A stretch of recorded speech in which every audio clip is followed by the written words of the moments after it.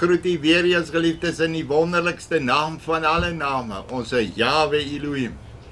Hy wat so groot en wonderbaarlik is, dat die menslike verstand dit nie eens kan pyl. Jy weet daar in Openbaring, sê hy van hierdie 4 lewende wesens en die 24 ouderlinge, wat elke keer as hulle Yahweh op sy troon sien, dan vat hulle trone en werp dit voor hulle neer en val voor en sê heilig, heilig, heilig is hy. En ek wil net vir u vra, aanbid u hierdie heilige, waaragtige Yahweh Elohim? Ek wil vir u vra of u werklik dit glo. En wat is geloof, geliefdes? Jy weet, ons probeer al hierdie goede vir u uit te werk. Maar weet u, hy sê daar in Hebreërs 11, die geloof dan is 'n vaste vertroue op die dinge wat ons hoop, op die dinge wat ons nie sien nie. Want as ek en jy dinge sien, waarom hoop ons nog? Gaan lees maar daai gedeelte baie mooi uit. En daar in Romeine 8 sê dit so wonderbaarlik, daar van vers 18 af, want ek reken dat die lyding van die teenwoordige tyd nie opweeg teen die heerlikheid wat aan ons geopenbaar sal word nie. Hoor jy wat sê hierdie gedeelte, hierdie wonderlikste tyding wat ek wil vir u nog altyd van sê, hy gaan kom op die wolke. Ek en jy se erfenis. En die teenwoordige tyd nie opweeg teen die heerlikheid wat aan ons geopenbaar sal word nie. Want die skepping wag met reikhalsende verlange. Na wat? Na die openbaarmaking van die kinders van Elohim. Hoor u, want die skepping is aan die nietigheid onderworpe. Nie gewillig nie, maar terwille van hom wat dit onderworp het. En die hoop dat ook die skepping self vrygemaak sal word van die slawerny, van die verganklikheid tot die vryheid, van die heerlikheid, van die kinders van Elohim.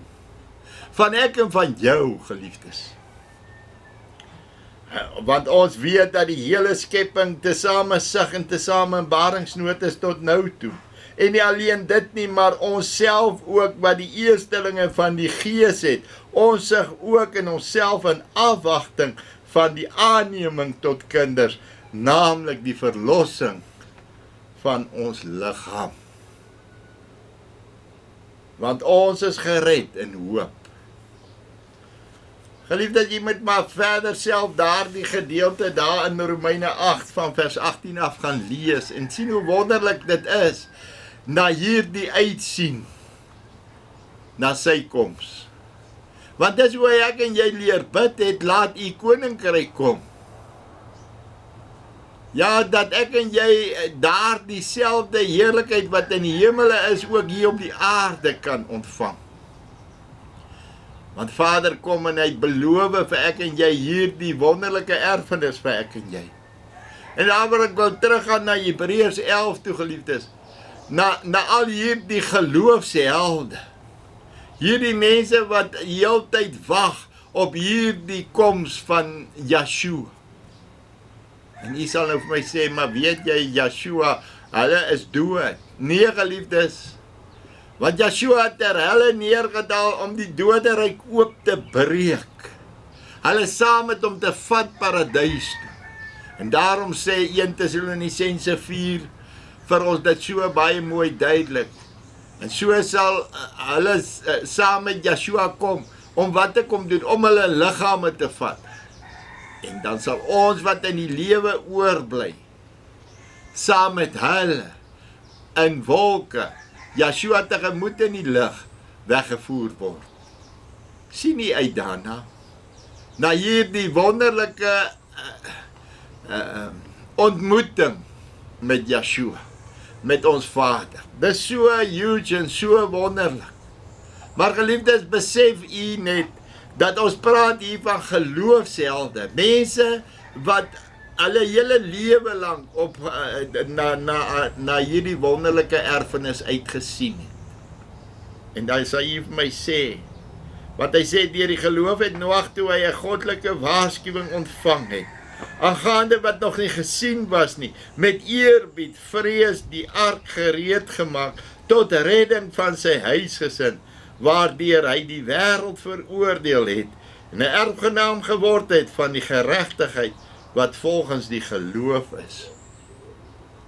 En jy moet baie mooi gaan kyk, geliefdes, na hierdie tyd waarin ons lewe. En hierdie tyd van Noag, want Yeshua kom en hy sê dit sal wees soos in die tyd van Noag, as ook in die tyd van Lot. Ja, dat ek en jy gereed sal wees vir die redding en die genade van ons Yeshua Amasiah, as hy op die wolke gaan kom om ons te kom haal.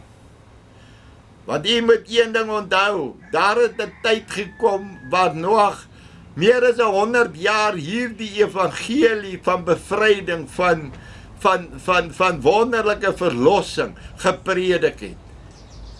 En niemand het geluister nie.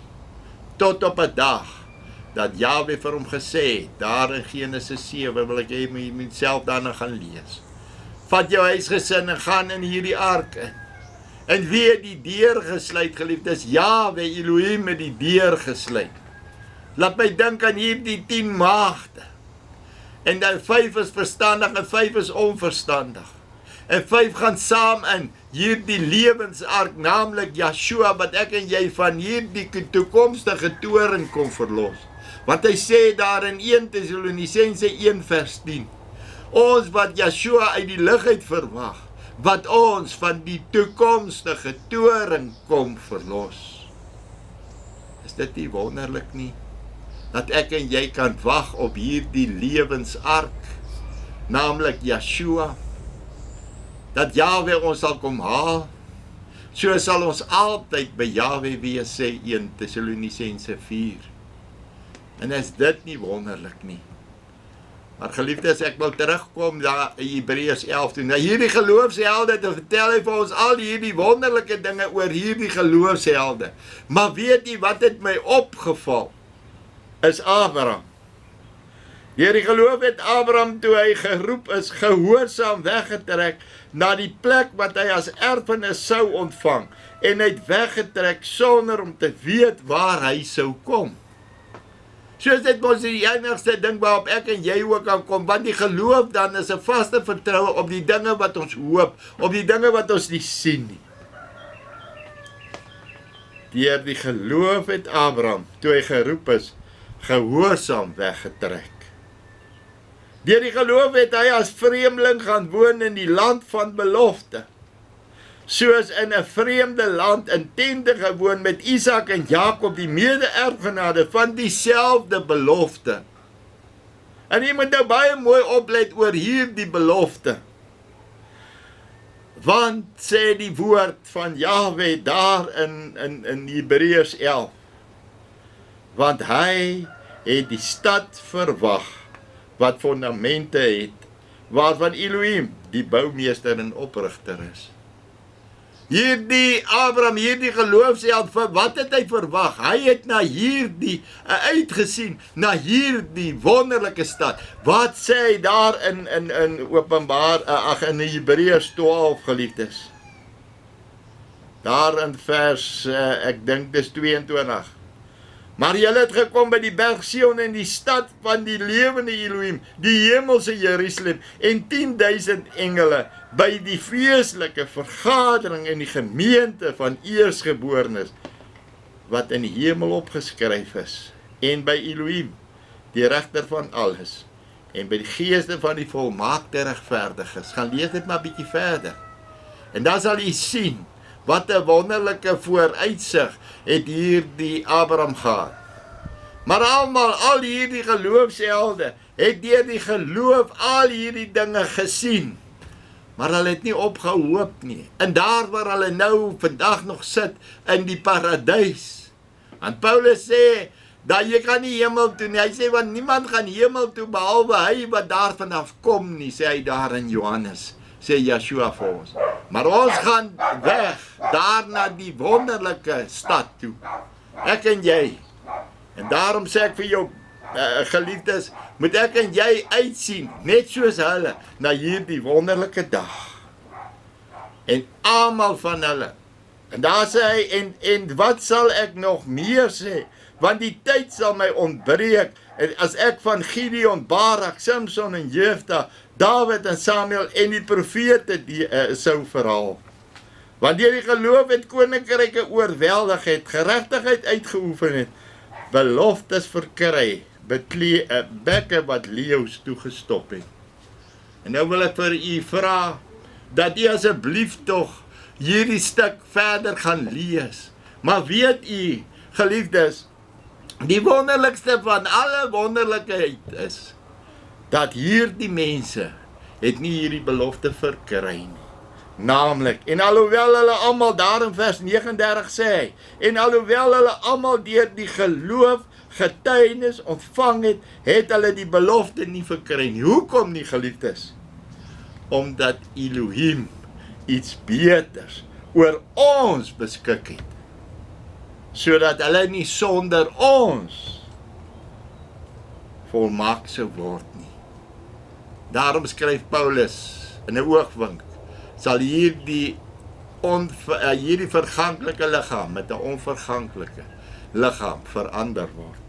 En dis ek en jy se hoop en ek en jy se geloof, naamlik omdat Elohim iets beters oor ons beskik het, sodat hulle nie sonder ons volmaak sou word nie. Sien u uit daarna, want dit is die belofte van die woord van Jahwe. Ek groet u tot 'n volgende keer, en ek sê vir u shalom.